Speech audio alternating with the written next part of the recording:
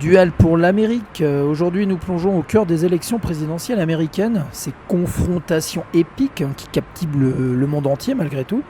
Alors imaginez un ring politique où il y a souvent deux géants qui s'affrontent, chacun défendant sa vision de l'avenir d'une nation qui influence la planète. C'est un spectacle démocratique assez intense, souvent dramatique, qui met en lumière la vitalité de la démocratie aux États-Unis. Et si je vous disais que ce système, avec ses duels marquants et ses rebondissements inattendus, offre des leçons positives malgré tout, surtout quand on le compare au modèle français. Nous allons donc explorer cela ensemble avec un ton équilibré, en soulignant les forces sans ignorer les défis, mais en montrant comment ces duels rendent la politique américaine dynamique et engageante. Allez, c'est parti pour Duel pour l'Amérique.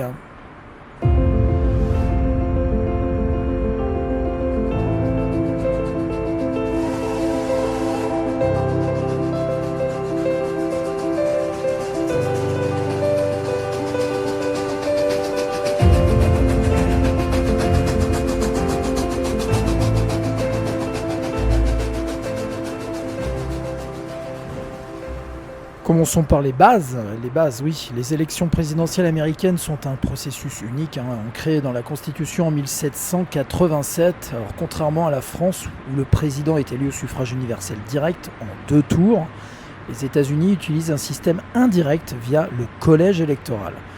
Chaque État dispose d'un nombre d'électeurs proportionnel à sa population, et c'est le candidat qui remporte la majorité dans un État qui empoche tous les grands électeurs. Un principe winner takes all, c'est-à-dire le gagnant embarque tout, gagne tout, qui rend donc chaque État un champ de bataille potentiel.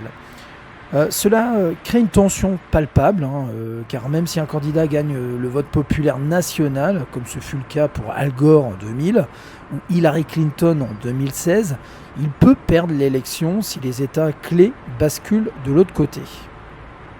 Maintenant, comparons au système français. En France, les élections sont plus directes. Au premier tour, une multitude de candidats, limite trop, on pourrait dire, qui s'affrontent. Et les deux meilleurs passent au second tour pour un duel final. Ce qui souvent donne cette sensation de voter contre au lieu de voter pour. Bon, voilà, c'est comme ça. Après, c'est clair, c'est égalitaire, et cela évite des distorsions comme celle du collège électoral aux États-Unis. Mais aussi, le modèle américain brille positivement malgré tout, transforme l'élection en un véritable duel national, souvent bipartisan, où deux visions claires s'opposent. Les primaires, ces longues campagnes internes aux partis, permettent aux électeurs de choisir leur champion, leur candidat, bien avant l'élection générale. Cela mobilise les bases. Ça crée un engouement populaire et ça rend la politique accessible, un petit peu comme un sport national. En France, les primaires existent mais sont moins centrales. Et avec plus de partis, le premier tour peut sembler fragmenté, diluant parfois le débat en une cacophonie de voix. Aux États-Unis, le focus sur 2 candidats principaux, un démocrate et un républicain, offre un choix binaire. C'est intense et ça pousse à la réflexion profonde sur les enjeux. Alors c'est certes, ça fait un peu comme un match de boxe, c'est assez direct, c'est engageant et ça capte l'attention mondiale. Alors bien sûr, ce n'est pas parfait, le collège électoral peut frustrer comme il ne reflète pas le vote populaire. Les candidats vont forcément insister sur des États à grand nombre d'électeurs, comme la Floride, la Pennsylvanie, la Géorgie, et laisser un peu de côté les États un peu moins, on va dire, importants, parce qu'il y a moins de population, comme le Dakota ou le Montana par exemple. En France, le vote direct est louable pour son égalité, on peut dire ça. Mais il peut mener à des seconds tours assez prévisibles, où l'un des candidats est perçu comme un moindre mal, comme je vous disais tout à l'heure. Le système américain, avec ses duels, injecte de l'adrénaline, et du coup, là on est vraiment sur on vote démocrate ou on vote républicain. Passons maintenant à quelques exemples de duels marquants dans l'histoire américaine. C'est souvent des confrontations qui ont façonné la nation. L'un des plus emblématiques remonte à 1800. Ça opposait Thomas Jefferson à John Adams, avec Aaron Burr en embuscade. À l'époque, le système électoral n'était pas encore affiné. Les électeurs votaient pour 2 candidats sans distinguer président et vice-président. Jefferson et Burr, tous deux démocrates républicains, ont fini à égalité avec 73 voix chacun devant Adams. L'élection a dû être tranchée par la Chambre des représentants dans un climat très tendu. Alexander Hamilton, rival de Burr, a influencé les fédéralistes pour soutenir Jefferson, craignant que Burr ne soit trop ambitieux. Alors, résultat, Jefferson devient président, Burr vice-président, mais ce duel a laissé des cicatrices. Burr, se sentant trahi, a challengé Hamilton en duel en 1804, le tuant d'une balle. C'est un épisode assez glauque, assez choc, qui illustre la passion brute des débuts de la République. Alors, positivement, cela a mené à l'amendement 12 de la Constitution, clarifiant le processus électoral et rendant le système plus stable. Comparé à la France, où les duels politiques restent verbaux, ce drame américain montre une intensité qui a forcé des réformes rapides. Autre duel légendaire, celui de 1824 entre John Quincy Adams, Andrew Jackson, Henry Clay et William Crawford. Alors, aucun candidat n'a obtenu la majorité au collège électoral, renvoyant l'affaire à la Chambre.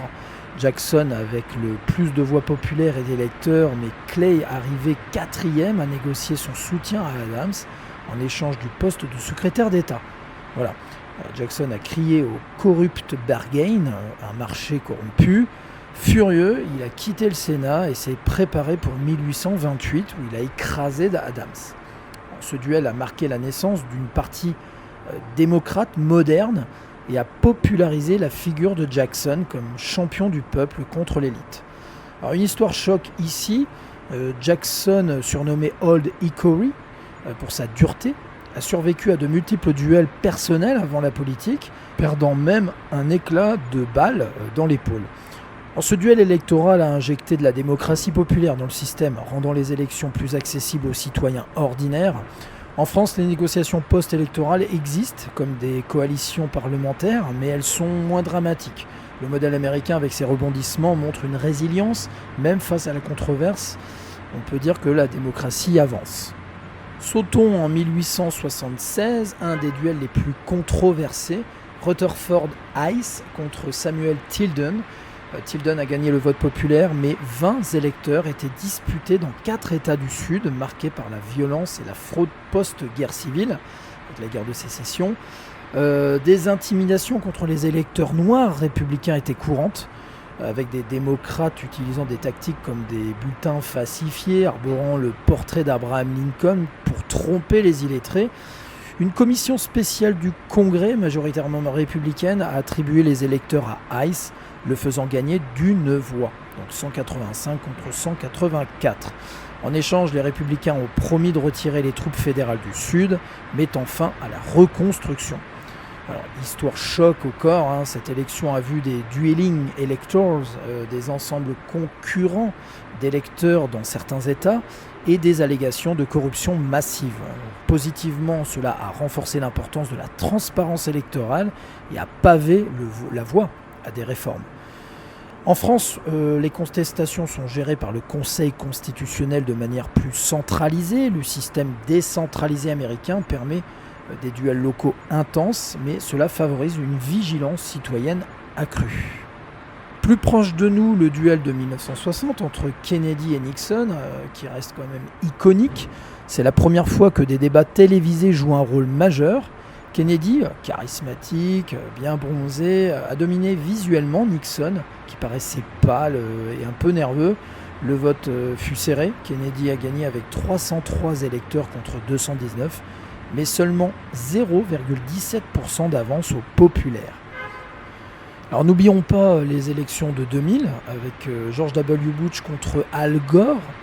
Gore avait gagné le populaire avec 543 000 voix d'avance, mais la Floride, avec ses grands électeurs, donc il en avait 25, a fait basculer l'élection.